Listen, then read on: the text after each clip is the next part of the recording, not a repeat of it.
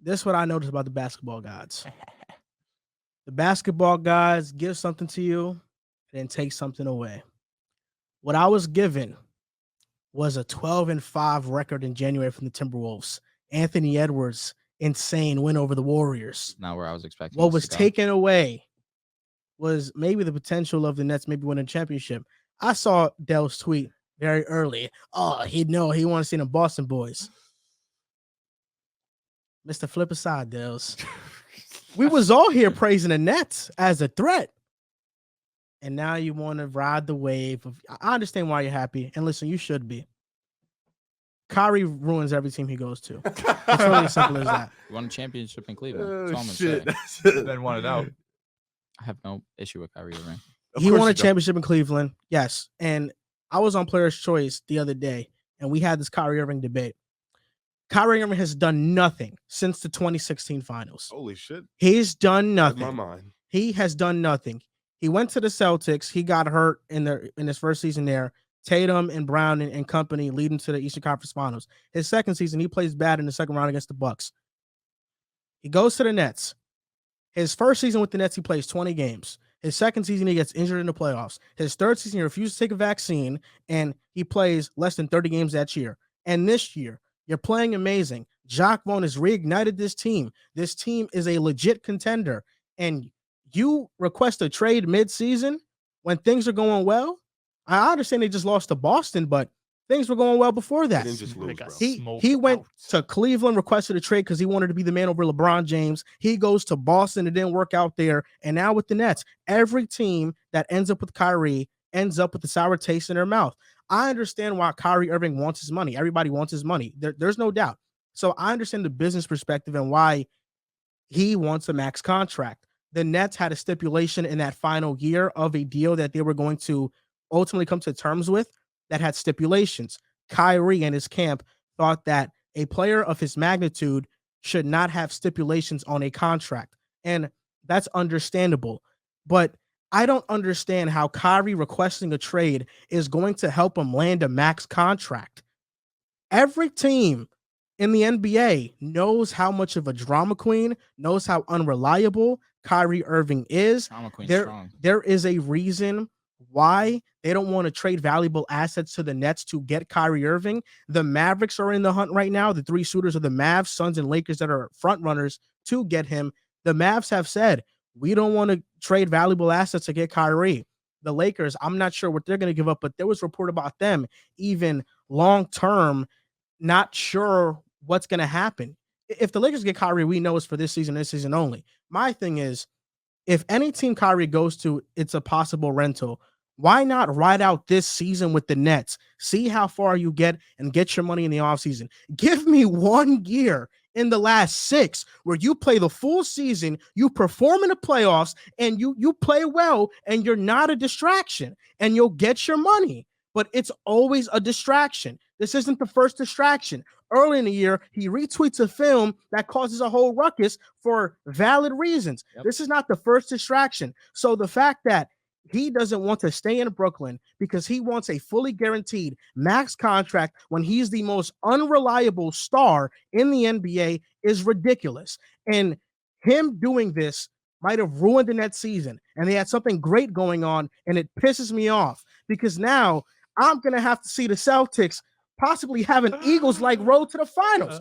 I'm praying my Philadelphia 76ers smoke y'all. And I'm praying the Bucks come back healthy with Chris Middleton. My goodness. The field versus the Celtics. It's only a matter of time until he becomes a Bucks fan, too. No, for sure. You know, he's got the Nets. Now he's back in on the Sixers. He was off the Sixers for a few months. Now he's back in. Now, listen, we've said this all off air. I'm a big fan of the Celtics. What the fuck? They have a good team, a good core, a good collection of young talent.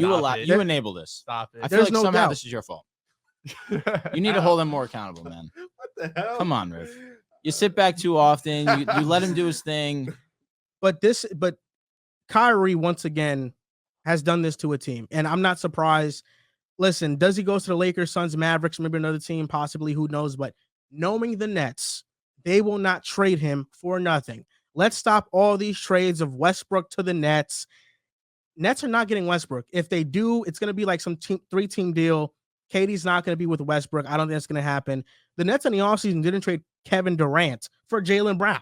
The Celtics offered Jaylen Brown and I believe Derek White or somebody else It was Smart, for right? KD. I think Nah, I don't Smart think it was not in it. No. And the Nets said no. Crazy. We're going to keep KD. The Nets are not going to give away Kyrie for nothing. They're going to keep him if they don't get the right offer. So ultimately, Kyrie, man, he's going to have to figure something out if he stays in Brooklyn. He's going to have to. And listen, I do generally believe if he finishes this season off strong, he's already an all-star starter. Continue the season, play well in the playoffs, the Nets will have no problem giving you money. But you can understand how cautious the Nets are when, okay, this is the first year it feels like Kyrie Irving is behaving. And ironically, it's in a contract year.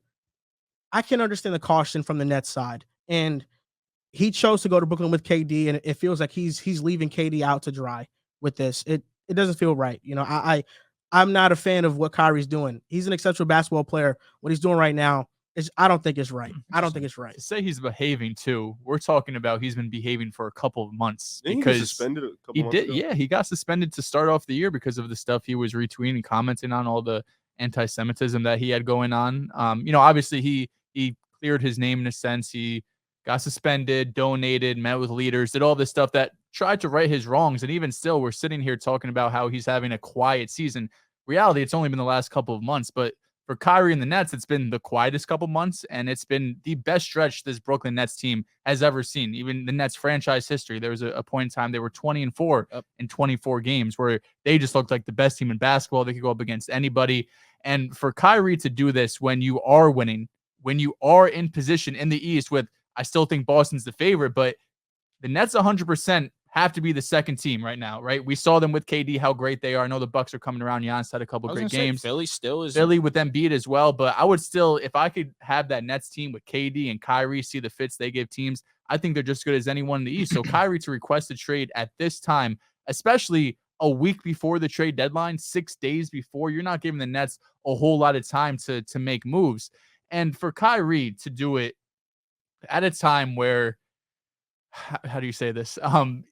He's in a very weird situation because if he goes to the Lakers, say, for example, right, or the Suns, the Mavericks, whatever it might be, you're still not guaranteed you're going to get this 4-year, $100 million, this max extension with whatever team you go to, right? I understand if it's just the Nets who don't want to give you this deal.